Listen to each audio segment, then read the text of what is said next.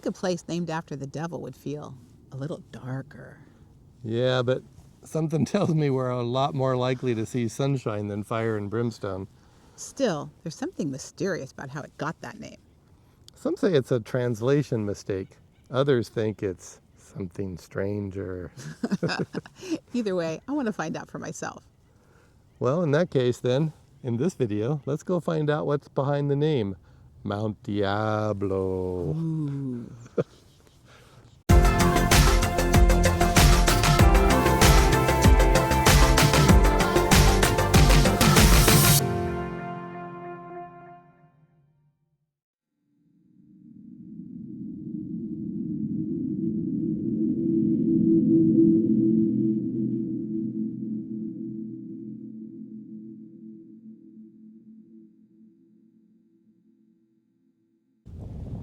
Hey, honey, there's all these things on the ground. What are they called? I'm not really sure, sweetie, but I've heard people call them buckeyes. Oh, yeah, I think I've seen that too. It's kind of cool. They have this very soft peel or something on the outside, but they're hard. Like a husk. That's a seed for the tree. It's how it reproduces. So after we paid our parking fee, which was nice, there's a little QR code that you can use. And sometimes I don't mind being over 62 because we got a whole $1 off. But we drove up and there's this whole picnic area with picnic tables and possibly potable water. I'm not sure. I think you can possibly also be able to drink it. Very funny. And then behind us is a visitor center that unfortunately right now is not open. So here are the restrooms, and there's also nice trash and recycle receptacle. And here's the visitor center that is not open today for some reason, but we're looking at the posters which say there's going to be, they're building a new education center for visitors and students. So we'll be looking forward to seeing that in 2026. So we're here with Judy, and we wanted to ask Judy a question. So do you know why this mountain is called Mount Diablo? No, I don't. I know the Native Americans had a name for the mountain, and the, white people changed the name, and Mount Devil is something that definitely the Native Americans did not come up with that name. This is a very, very sacred place and a sacred mountain. Good. Well, I hope you enjoy your hike today. I hope you enjoy yours. Thank you. Okay. Have a good day. Yeah. Some people walk all the way up to the summit from here. Yeah, but we're going to drive part of the way. Let's call it the over 55 version. Not that we couldn't do it, but it's a long hike, and we don't really have time for that today. Right. And hey, we've earned it. Besides, we want to show that you can still explore places like this, just at your own pace. Exactly. Adventure doesn't have to have an age limit. Okay, so we've just come through the north gate and paid our entrance fee right over here, and I just wanted to stop and mention that I read somewhere that very close to this spot is where Dave Brubeck, the famous jazz pianist, grew up. Apparently his family owned a ranch and he grew up very close to here. I don't know the precise location, but I do see some buildings and some houses and trees and things over here. There looks like some homes, so maybe that's where it was, in that general area. But I'm very fascinated because I always loved him growing up.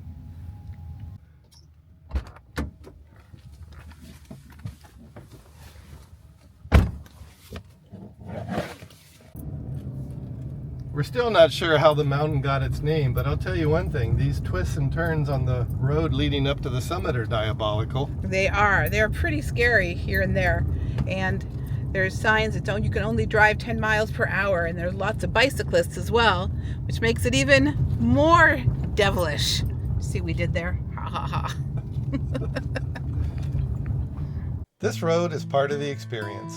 As we wind our way up Mount Diablo, the curves naturally slow everything down, and that's a good thing. You really must stay present up here, especially when sharing the road with cyclists.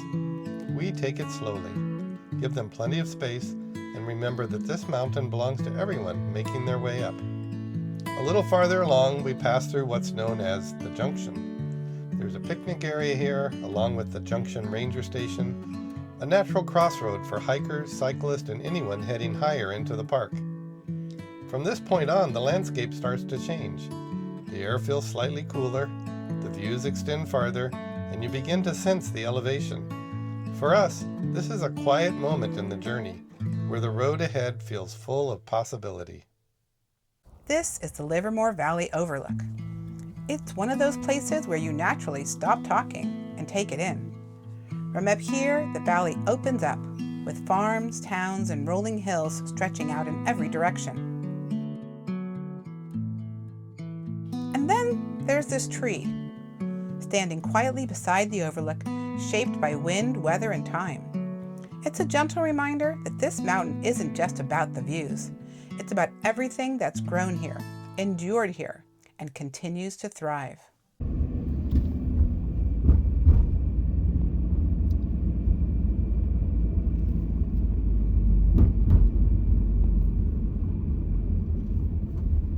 So we were just driving along trying to find the parking lot where we're going to pick up the trail to hike to the summit, and we saw this called the Diablo Overlook. There's some really spectacular views here.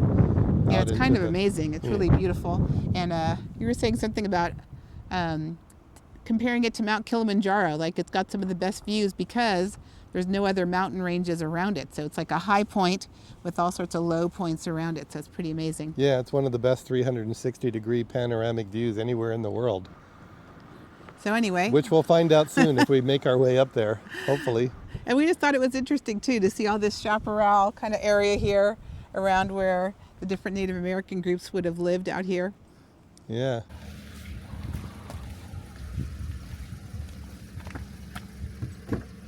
Thank you, honey. You're welcome, sweetie.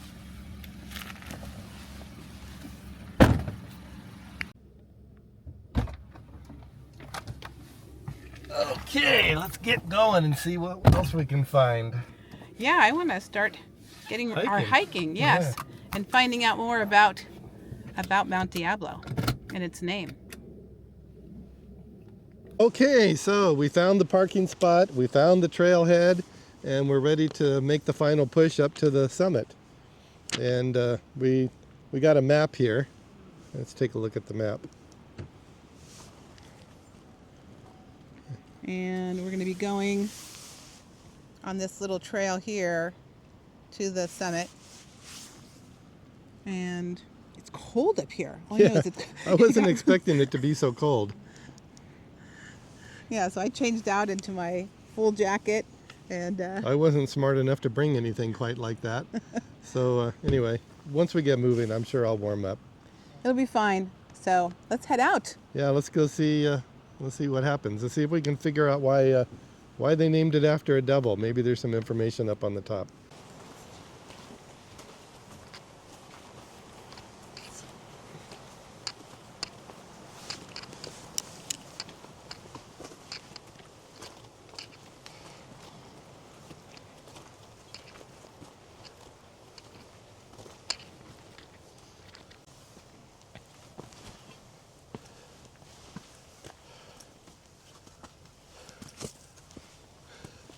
So we're really lucky. There's a group, a nonprofit organization called Save Mount Diablo that for years has been buying up land and preserving it and saving it from development so that we have all this natural area to enjoy. I think we should be very grateful for that. All right, we're here with Wes, Murray, and Margie, and they're coming down from the summit and we're heading on up, and we thought we'd like to know, any of you know how Mount Diablo got its name? How Mount Diablo got its name? You heard it. No, I don't. Okay, well, we'll tell you in a little bit. We're wondering what is maybe one of your favorite overlooks or viewpoints? Favorite overlook? I think the summit. Go to the top where that structure is. Yep, at the very top. Yeah, you got the panoramic view of the whole area, and you could see the bay, you could see the windmills, and the delta. So it's a great place to be. We saw the Golden Gate Bridge earlier. Yes, it's such a beautiful day today. Yeah. Do you come often? No, it's my first time. Oh, wonderful. Yep. That's terrific. It's our second time in a long time in between. Yeah. Well, thanks so much. Yeah. Have a good time on the way Mary down. Bowman on Yeah. the other side has a nice paved trail for so handicap can go on it. Oh, that's It's great. a really nice view over I've there. been on that, but decades ago. Yeah, so I got Tell us lost and about took the wrong way and went to the backside going up to the lighthouse. But that was a nice trail too. Oh, that's great. We've heard if you know the right places to look, that you can find some seashell fossils in the rocks, because I guess this area must have been underwater at one time, which is really cool.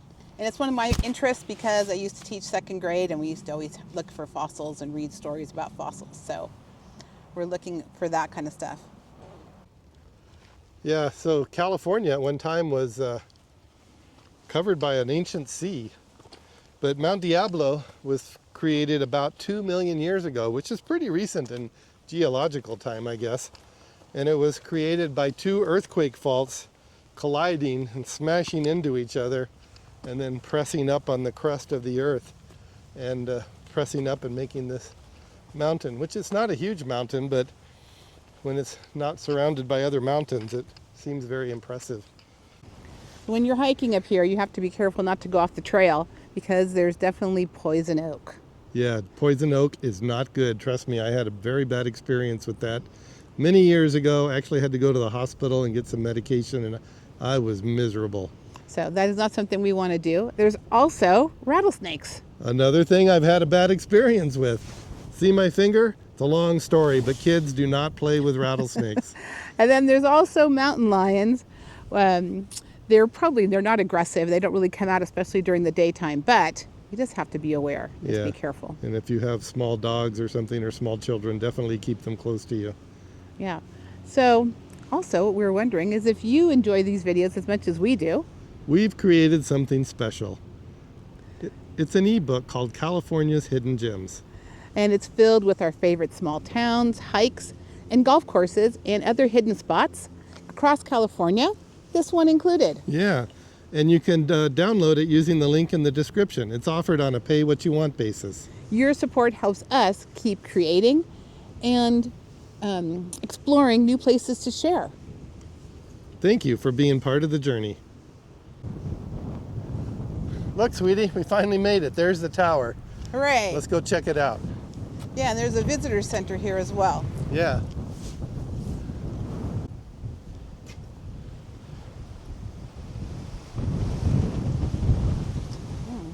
What is this plaque talking about? Oh, it just covers like the history of the Native Americans and the Spanish who first discovered this. But then look over here. There's another plaque. It says that Mount Diablo was designated as a national landmark back in 1982. Nice. So we found it. We found out why Mount Diablo is called that. There's a whole story here with pictures even.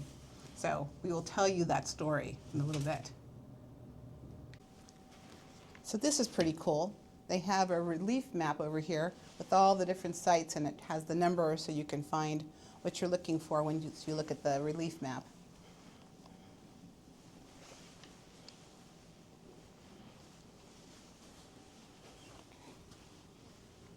And here we are at the summit. We're a little bit, or at least I'm a little bit disappointed because I remember from a long time ago when we came up here, there's the rock that's the actual summit of Mount Diablo that you could actually stand on. And we wanted to go in, but the ranger in there told us that the room where the rock is located, the room has a leak, the roof has a leak or something, and so they had to block off that room, so we couldn't go in there and see it. We were sad. How long ago was that you remember that from? 22, 23 years ago or something like that, a long time ago. Yeah. I'm really excited because one of the things that I really love are lighthouses, and this used to be a lighthouse. Not your typical lighthouse that would light up an ocean or a waterway, but this used to light up a way for airplanes, and it became defunct, I think around the end of World War II, and now the only time they light it is on December 7th. But that's pretty cool, kind of interesting. And why December 7th? To commemorate those people from Pearl Harbor. Ooh, I'm wondering if we can go in here to get out of the wind. Let's go check it out. Oh, heavy door. Oh, wow. This is pretty cool. And this has kind of a compass rose in here to give you all the directions. It's kind of wild. I believe that is an artifact of, it's part of the history of Mount Diablo, that this was made like a point of reference for when they surveyed things, and this was a point that they would measure from. It's very for echoey. architecture and engineering and things. This is another example of the panoramic 360-degree views that you can get from up here. When you hear a name like Mount Diablo, it's easy to assume there's a dark story behind it. But the truth is more subtle and more human. In the early 1800s, Spanish soldiers came into this area searching for some indigenous people who had fled from the missions. Not far from here, they surrounded a village near a willow thicket. But during the night, the people disappeared, silently, without a trace. Confused and frustrated, the Spanish called the place Monte del Diablo, not Mountain of the Devil as it's often mistranslated today, but something closer to Thicket of the Devil, a name born from mystery, not evil. Later English-speaking settlers misinterpreted the word monte as mountain. Over time, that name drifts from the thicket to this peak. A simple translation mistake, and California gains its Devil Mountain. As the years pass, the story grows. Legends appear. Some claim an evil spirit drives the soldiers away. Writers even imagine the devil himself standing on the summit. But long before any of these stories, this mountain already had names, native names, spoken by the people who lived here for thousands of years. To different tribes, this mountain is known as Tuishtak, Ohompele, Supe Meninu, Sukuhaman, and Kawukam. These names are pronounced differently across tribes, and this is our best attempt to honor them. Each name reflects a relationship with this land that goes far deeper than a misunderstanding. So the name Mount Diablo doesn't really tell us who this mountain is. It tells us how stories change, how language shifts, and how history, sometimes by accident, leaves its mark. So right now, oh my God, this is such a spectacular view of the Sacramento-San Joaquin River deltas. This is actually something that we know pretty well because where we live is close to it, but it's really something special to see it from this perspective and up so high. Yeah, it's really beautiful. It's kind of amazing how high we are up and how far we can actually see. Yeah, but I'll tell you what's not special is this cold wind that's cutting right through me now without much of a jacket on, so let's get moving. All right, let's keep going.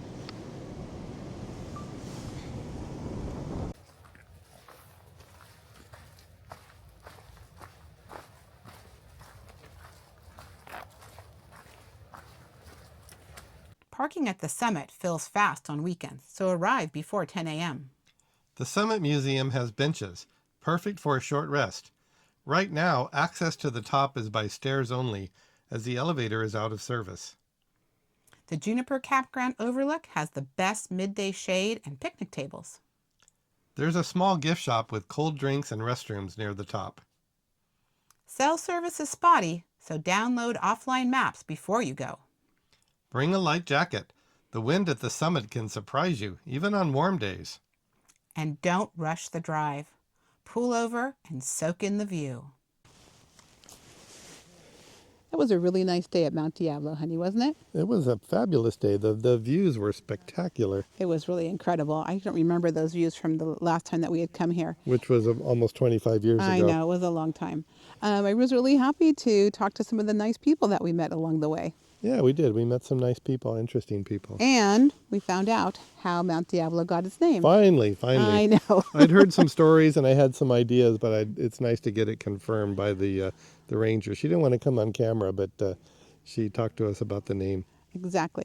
And it's amazing how a place so close to us can kind of make you feel so far away from everything. Exactly, and that's why we like to explore places like this. Adventure is out there. And we're taking you along for the ride. Click the logo to subscribe.